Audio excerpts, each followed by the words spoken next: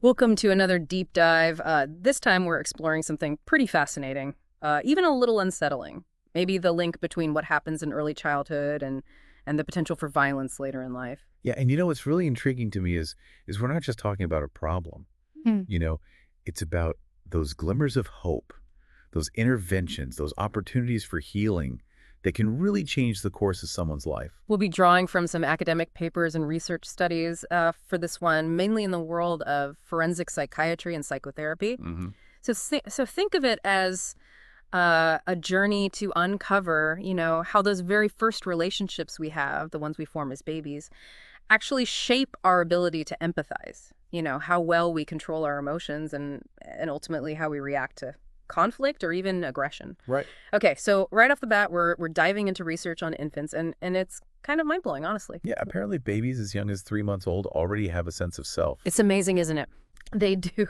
Researchers showed these babies two images of their legs kicking a recording. Mm-hmm.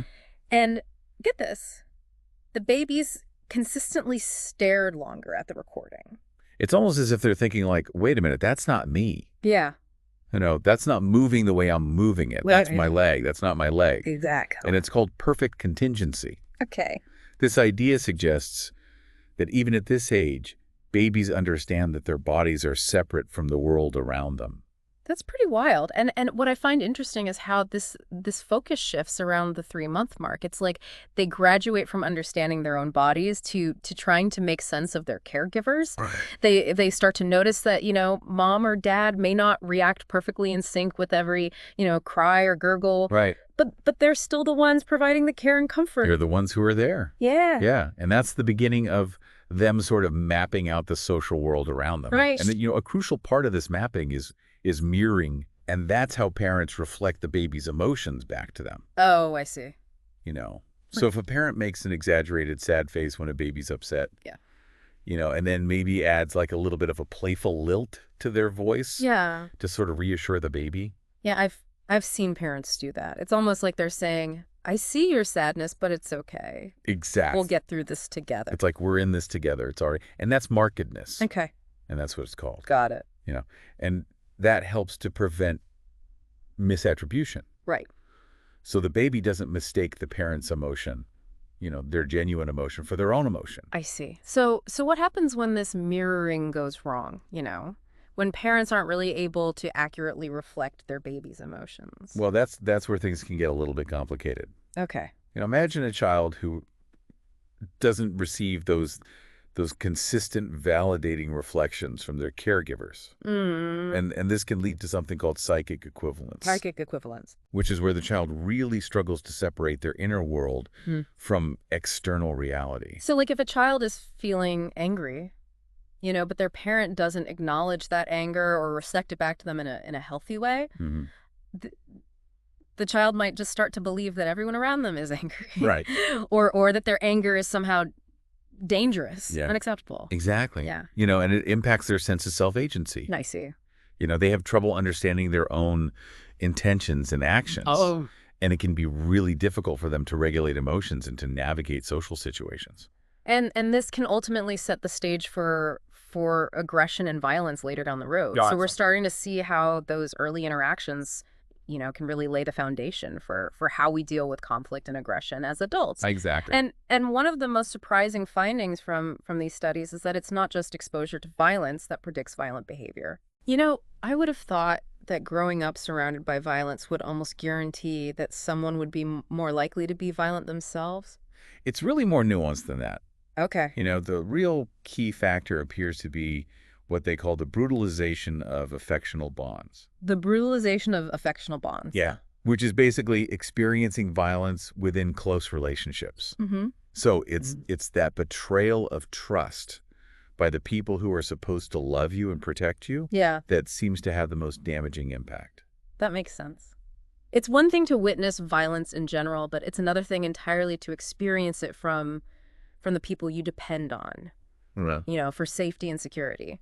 Right. That kind of violation can really shatter a child's sense of trust and safety in the world. It leads to what they call fragmented attachment representations. Fragmented attachment Yeah. representations. Think of it as like a broken blueprint Mm-hmm. for relationships. I see. And they studied women who had committed murder or manslaughter. Wow. And their life stories were just chaotic and incoherent.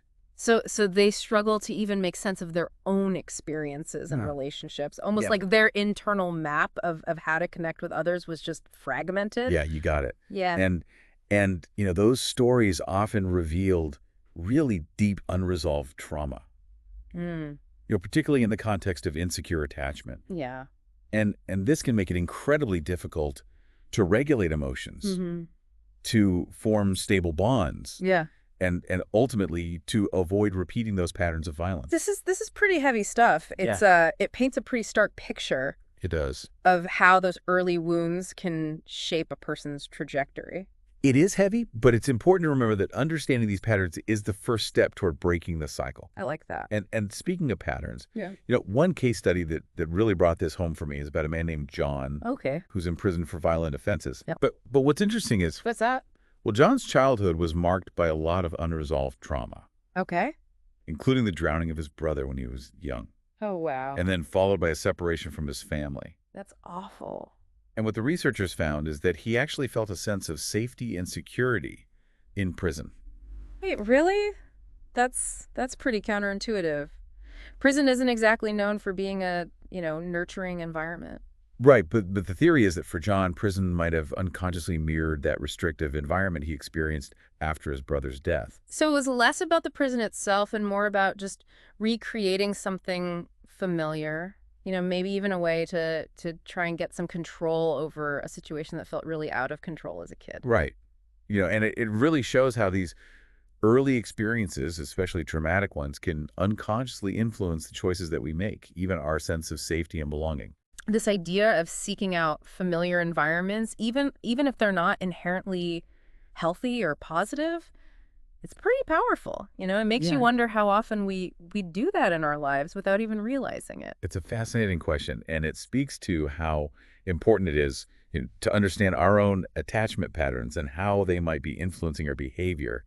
And this is where that concept of the secure base is really crucial. Right, that safe haven we talked about earlier. Exactly. And it turns out you can apply this concept to some pretty unexpected places, like forensic settings. Remember we were talking about Grendon Prison? Yeah, the therapeutic community prison in the UK, the one that's intentionally designed to foster a sense of security and belonging for the inmates. That's the one. Yeah. It sounds revolutionary. The staff at Grendon are actually trained to understand these attachment patterns and to interact with the inmates in a way that promotes healing and growth. Yeah. Rather than just punishment and control. It's about helping them recognize and process their own traumas, and then providing them with opportunities to build meaningful connections with others. It's like giving them a whole new blueprint for navigating relationships and the world, hopefully with a more secure attachment style. Exactly. And this concept of rewriting those blueprints, of changing these deeply ingrained patterns, it applies even beyond forensic settings. Remember we were talking about the consequences of inadequate mirroring in childhood. Yeah, how it can blur those boundaries between a child's inner world and external reality, that psychic equivalence. Right. Well, one of the key factors in overcoming those early challenges and developing healthier relationship patterns is mentalization. Mentalization. Remind me what that is again. It's the ability to understand our own mental states, our thoughts, feelings, motivations, and to recognize that other people have their own internal worlds that might be totally different from ours. So it's like having that emotional intelligence, to see things from different perspectives, to understand that everyone has their own unique experiences and motivations. Exactly. And secure attachment actually plays a vital role in developing this capacity for mentalization. That makes sense. When we feel safe and secure, we can be more curious about other people's perspectives, without feeling threatened. But when we're stuck in that survival mode that comes from insecure attachment, we're less able to step outside of our own experience. Right. And that lack of mentalization can lead to all sorts of misunderstandings and conflicts, especially in our close relationships. We might misinterpret someone's actions or their intentions. and it can lead to a lot of unnecessary hurt and resentment. It's like a vicious cycle. Yeah. Insecure attachment can limit our ability to mentalize, which is then creates more conflict and just reinforces those insecure patterns. So how do we break free from this cycle? How do we learn to mentalize more effectively? Well, there are a number of therapeutic approaches that focus on cultivating those mentalization skills. Yeah. Things like mindfulness, perspective, taking exercises, emotional regulation techniques. Yeah. They all work towards helping people become more aware of their own inner world and better equipped to navigate those complexities of relationships. So we're giving people the tools to become more emotionally intelligent and to create healthier connections. It's about rewiring those old patterns for empathy and understanding. I got it. And then these interventions aren't just some new age fad. They've actually been shown to have real measurable effects on reducing violence, improving mental health, promoting pro-social behavior. It's like we're rewiring our brains for peace and connection. That's pretty amazing. It means even if we didn't have that secure foundation in childhood, we're not stuck. We can learn and grow and create healthier relationships. We can. And, speaking of changing lives, the researchers also explored this concept of mentalization in the context of a really challenging and often misunderstood phenomenon, fictitious illness by proxy. That's where a parent intentionally makes their child sick to get attention, right? It seems so counterintuitive, even cruel. How could that possibly be related to mentalization? Well, think about it this way. Yeah. One of the hallmarks of fictitious illness by proxy is a lack of empathy and understanding. For the child's experience, the parent is so focused on their own needs, on getting attention and sympathy, that they completely disregard the child's suffering. So their capacity for mentalization is completely shut down when it comes to the child. Exactly. And often these parents actually have a history of trauma and insecure attachment themselves. They might have experienced neglect or abuse as children, and they're unconsciously reenacting those patterns with their own children. So they're perpetuating that cycle of insecurity and pain, but this time it's their child who's suffering. It's a tragic situation. But what's important to understand is that these parents aren't inherently evil. They're often deeply troubled individuals who are struggling with their own unresolved trauma and attachment needs. And that's where mentalization can play a key role in intervention and treatment. So instead of just punishing these parents, we need to help them develop the capacity to understand and empathize with their children's experiences. Exactly. It's about breaking that cycle of hurt and creating a more compassionate and supportive environment for both the parent and the child. And, that brings us back to the importance of creating that secure base. That safe and loving foundation that allows us to feel secure enough to explore the world and connect with others in a healthy way. But, we've talked a lot about insecure attachment, but we haven't really explored what secure attachment actually looks like in adults. Yeah. What are some of the characteristics? That's a great point. It's like we've been focusing on the shadows without really examining the light. Securely attached adults tend to have a really strong sense of self-worth. They're comfortable with intimacy, but they also value their independence. They're able to communicate their needs effectively, and they can navigate conflict constructively. So they have a healthy balance of closeness and autonomy. What else? They're also generally more resilient, in the face of stress and challenges. They can lean on their support systems for comfort and guidance, but that they're also capable of self-soothing and problem-solving independently. That's pretty powerful. It's like they have this solid inner compass that guides them through life's ups and downs. So if secure attachment is so beneficial, how can we cultivate it, especially if we didn't have that kind of foundation in childhood? That's a great question, and it's one that a lot of researchers and therapists are exploring. And, one of the most promising avenues for cultivating secure attachment is through the brain. The brain, okay. It might sound a little unexpected, but neuroscience is revealing all these fascinating insights into how our brains actually process attachment. It turns out there are specific regions of the brain dedicated to this. And we can actually rewire those neural pathways, even in adulthood. Wait, so you're saying we can actually change the physical structure of our brains to become more securely attached? Well, it's not about changing the physical structure so much as strengthening certain connections. One of the key areas involved is the amygdala. Right. The part of the brain that processes emotions, particularly those related to fear and threat. So it's like our amygdala is constantly scanning our environment for signs of danger. Exactly. Especially in our relationships, which makes sense considering how crucial those early bonds are for survival. Right, and based on those early experiences, our amygdala can actually become overly sensitive to certain cues. If we experience a lot of rejection or inconsistency as children, our amygdala might be on high alert for any sign of those things happening again, even in healthy adult relationships. It's like we're carrying that baggage from the past in our brains, even if we're not consciously aware of it. That's a great way to put it, but here's where it gets really interesting.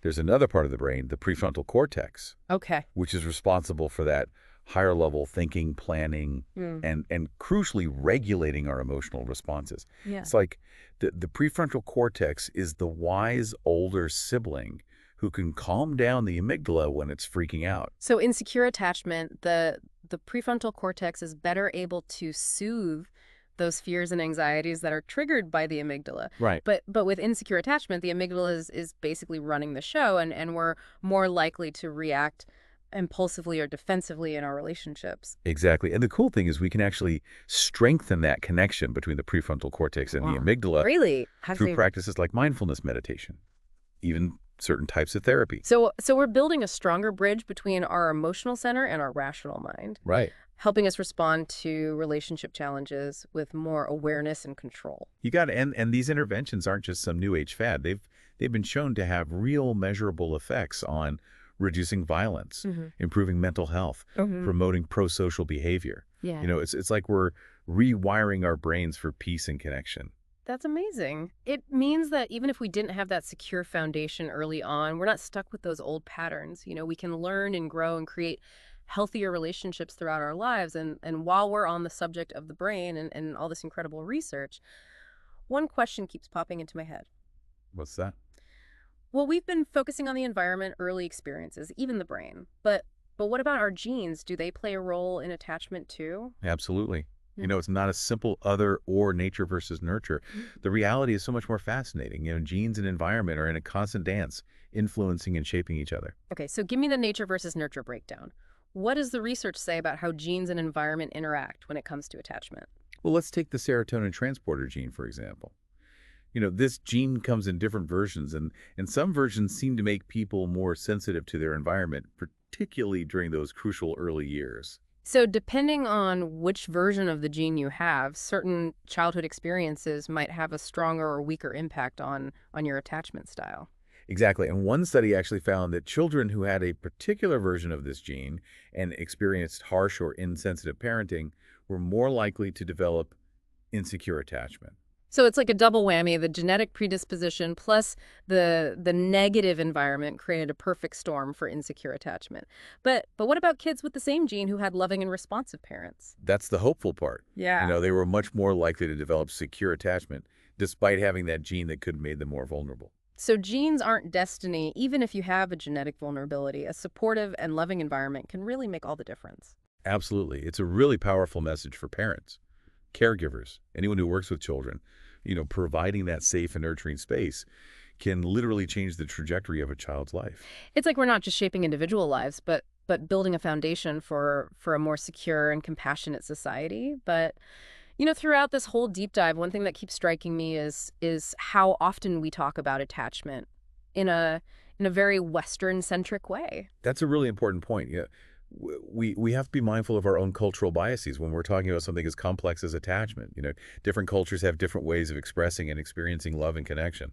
So, what are some of the key differences we see across cultures? Well, one major difference is the emphasis on independence versus interdependence.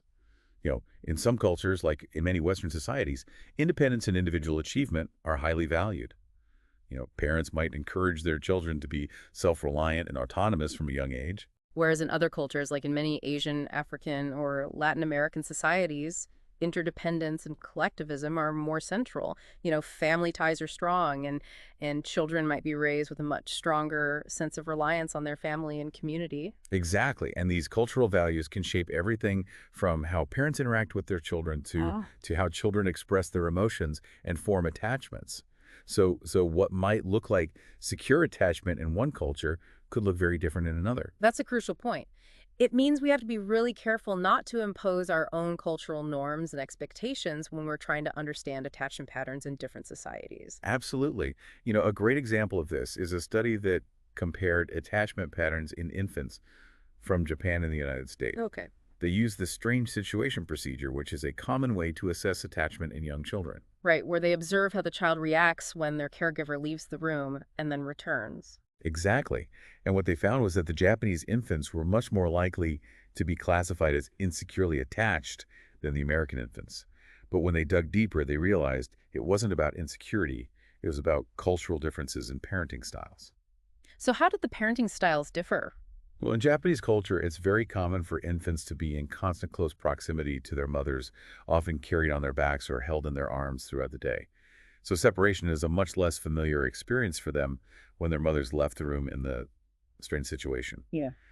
They became distressed, not necessarily because they were insecurely attached, but because that kind of separation was unusual and unsettling for them. That makes a lot of sense. It really challenges this idea that there's one right way to raise a child, one universal blueprint for secure attachment. Exactly what matters most is that parents are sensitive and responsive to their children's needs within the context of their own culture.